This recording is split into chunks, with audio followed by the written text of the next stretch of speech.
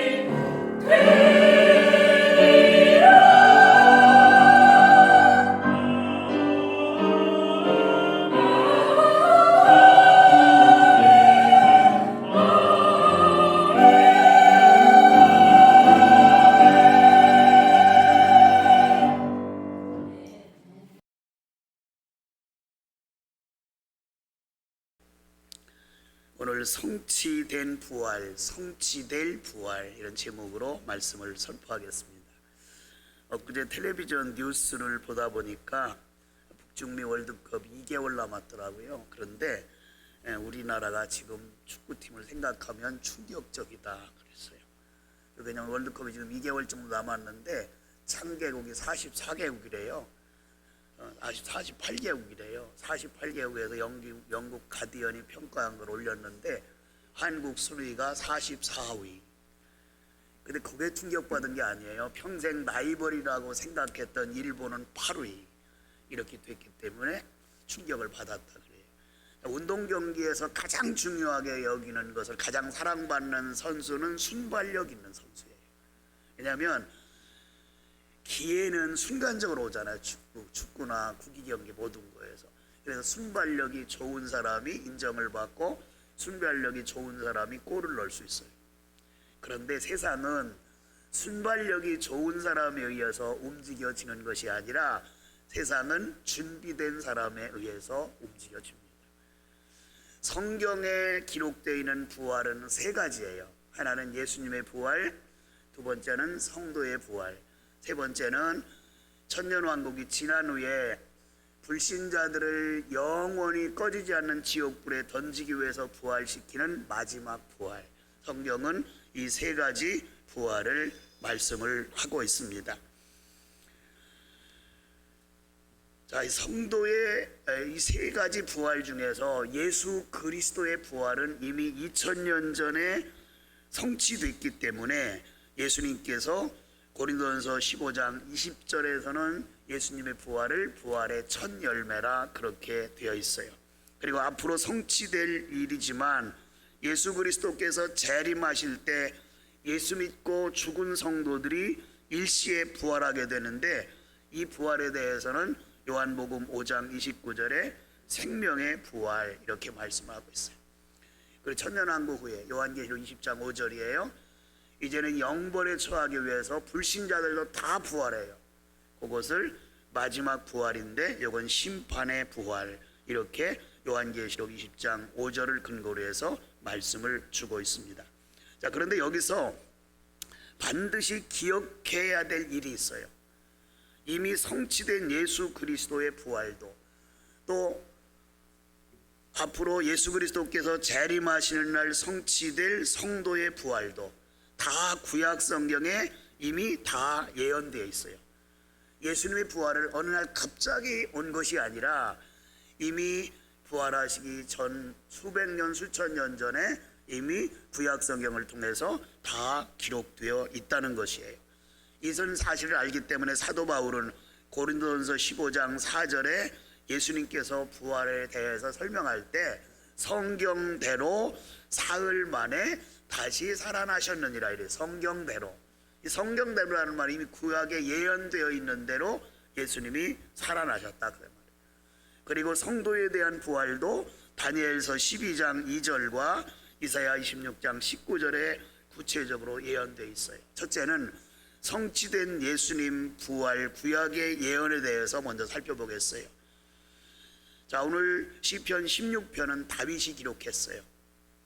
그런데 다윗은 예수 그리스도의 부활에 대해서 직접적으로 시사한 말씀이 오늘 본문 시편 16편 10절이에요. 이는 주께서 내 영혼을 수월 즉 무덤에 버리지 아니하시며 주의 거룩한 자를 멸망시키지 않으실 것입니다. 다시 말하면 다윗의 후손으로 오실 메시아가 죽을 것이지만 그 몸이 썩기 전에, 부패하기 전에 다시 살아날 것이다 이렇게 예언되어 있거든요. 이 예언대로 예수님은 몸이 부패하지 않고 죽은 지 사흘 만에 부활하셨어요. 이 말씀을 사도행전 2장 25절 이하에서 베드로가 설교할 때 그 말씀을 인용해서 설교를 합니다. 그뿐 아니라 사도행전 13장 35절 이하에도 사도 바울도 설교를 하면서 이 말씀을 인용하며 이것이 곧 그리스도의 예수의 부활을 가리키는 것이라 이렇게 명백히 주장을 하고 있어요. 한편 이사야 53장 10절로 12절 말씀은 고난받는 종의 노래로 유명한데 메시아의 죽음과 동시에 죽음 이후의 삶을 언급하는데 그의 날을 영원할 것이며 그의 수고를 보고 만족히 여길 것이라 이렇게 말씀하셨죠. 예수님께서도 마태복음 12장 40절에 자신의 부활을 설명하시면서 요나서 1장 17절 말씀을 인용해서 이렇게 말씀해요. 요나가 밤낮 사흘 동안 큰 물고기 뱃속에 있었던 같이 인자도 밤낮 사흘 동안 땅속에 있으리라. 예수님은 자기 자신의 죽음과 부활에 대해서 요나의 비유를 설명해서 말씀을 하고 있죠. 호세아 6장 2절에는 여호와께서 이틀 후에 우리를 살리시며 셋째 날에 우리를 일으키시니리 우리가 그의 앞에서 살리라. 자, 유대인들은 전통적으로 3일은 생명과 회복이 결정되는 날이라고 생각해요. 우리나라도 그런 영향이 있잖아요. 그래서 우리도 사람이 사망하면 죽으면 3일장 그러잖아요. 유대인들도 마찬가지예요. 3일을 기다리는 거예요. 왜? 3일은 혹시 살아날 확률이 있기 때문에 3일을 기다린다. 유대인들의 사고가 그렇게 되어 있어요. 자, 지금까지 살펴본 바와 같이 예수 그리스도의 부활은 순식간에 기적같이 일어나는 사건이 아니에요. 성경에 예언된 것이 성취된 일이에요. 이렇게 이미 성취된 예수 그리스도의 부활에 대해 신약 성경에서 증언하고 기록되어 있지만 구약의 예언은 성경에 기록된 이런 여러 가지 사건을 통해서 반드시 성취된다는 것을 말씀을 하고 있어요. 자, 예수 그리스도의 부활은 복음의 핵심이지만 복음의 핵심이 되는 부활이 예수님에게만 국한된다면 그것은 진정한 복음이 아니에요. 만약에 부활이 예수님에게 끝나고 우리에게 부활이 없다? 그러면 우리에게 신앙생활하는 목적이 없어요. 사도 바울은 고린도전서 15장 9절에서 이렇게 말해요. 만일 그리스도 안에서 우리가 바라는 것이 이 세상뿐이라면 이 세상에서 우리는 가장 불쌍한 자라. 그래요. 예수님의 부활로 부활이 끝이라면 성도가 부활하지 않는다면 우리가 신앙생활하는 가치가 없잖아요. 이유가 없잖아요. 그래서 우리가 불쌍한 사람이다 이렇게 말을 하는 거죠. 예수님의 부활은 이미 2000년 전에 성취됐어요. 두 번째, 성취될 성도의 부활에 대해 살펴보도록 하겠습니다. 사람들은 사람의 죽음에 대해서는 인정해요. 부인하는 사람은 한 사람도 없어요. 왜요? 내 가족도 내 지인도 나의 주변에 많은 사람도 죽는 것을 눈으로 보았기 때문에 죽음에 대해서는 이미 다 경험하고 보았기 때문에 다 믿어요. 그런데 부활은 안 믿어져요. 왜요? 지금까지 부활한 사람은 한 사람도 없잖아요. 우리 눈으로 부활을 본 적이 없어요. 성경에는 분명히 성도의 부활이 언급되어 있고 예언되어 있지만 우리 주변에 부활했다는 사람을 본 적이 없기 때문에 우리를 믿으려고 하지 않아요. 증명이 안 됐잖아요. 근데 왜 부활을 볼 수가 없느냐? 예수님의 부활은 이미 우리가 경험한 바고 다 목격한 사람들이 있지만 성도의 부활은 왜 볼 수가 없느냐는 거예요. 성도의 부활은 일순간에 모두가 부활하기 때문에 그래요. 예수님께서 재림하시는 그날 무덤 문을 박차고 성도들이 일제 일어나요. 2000년 전에 죽은 성도도 어제 죽은 성도도 오늘 주님이 재림하신다면 똑같이 일어나요. 그래서 아직 성취된 일이 아니기 때문에 눈으로 목격한 바가 없기 때문에 믿으려고 하지 않지만 성도의 부활도 반드시 있다는 것을 여러분들은 반드시 믿으시기 바랍니다. 데살로니가전서 4장 16절 말씀에 보면 주께서 호령과 천사장의 소리와 하나님의 나팔 소리로 친히 하늘로부터 강림하시리니 그리스도 예수 안에 죽은 자들이 먼저 일어나고, 그래서 그리스도 예수 안에 죽은 자들이 예수님이 재림하시는 그날에 일제히 일어나는 거예요. 그날을 지금은 못 봤지만 반드시 예언된 말씀이기 때문에 성취될 줄도 믿으시기 바랍니다. 다니엘서 12장 2절에도 땅의 티끌 가운데서 자는 자 중에서 많은 사람이 깨어나 영생을 받는 자도 있겠고 이렇게 말씀하고 있어요. 자, 오늘 본문 이사야 26장 19절에는 주의 죽은 자들은 살아나고 이렇게 되는데 여기서 주의 죽은 자들이라는 주 안에서 죽은 자를 말해요. 주 안에서 죽은 자들은 어떻게 한다고요? 살아난다, 부활한다는 거죠. 또 티끌에 누운 자들아 너희는 깨어 노래하라. 사람이 썩으면 한 줌의 흙이 되죠. 이걸 티끌로 비유한 거예요. 지금 티끌에 다 누워있는 먼저 예수 믿다 죽은 사람은 다 티끌 가운데 있잖아요. 그런데 그들의 부활을 말씀해요. 그러면서 그들이 뭐라고 해요? 살아나면 하나님 찬양하라 노래하라 이렇게 말해요. 그런데 이렇게 의심하는 분들이 있어요. 아이 목사님, 우리 어머니는, 우리 부모님은, 우리 할아버지는, 우리 할머니는 이미 땅속에 매장된 것이 아니라 화장해서 강물에 뿌렸는데 어떻게 부활해요? 그런데 우리 하나님은 전능자예요. 성분만 이 세상에 존재해도 다 부활시키는 분이 주님이세요. 그러니까 그걸 걱정할 거 없어요. 약속된 말씀이기 때문에 매장을 하던 화장을 해서 강물에 뿌렸던 수목장을 했던 그게 문제가 아니라 이미 예수 믿고 죽은 사람들은 주님이 재림하시는 날 일제히 부활한다는 것을 반드시 믿으시기 바랍니다. 그 다음에 주의 이슬은 빛난 이슬이니 땅에 죽은 자들을 내어놓으리라 그래서 이 주의 이슬은 빛난 이슬이라, 이거는 우리의 이런 상황에서는 이해가 하지 않는데 팔레스타인 지역은 건기에는 식물들이 낮 동안에 태양을 막 받아가지고 죽은 것 같이 되는 거예요. 그런데 새벽 이슬이 내려요.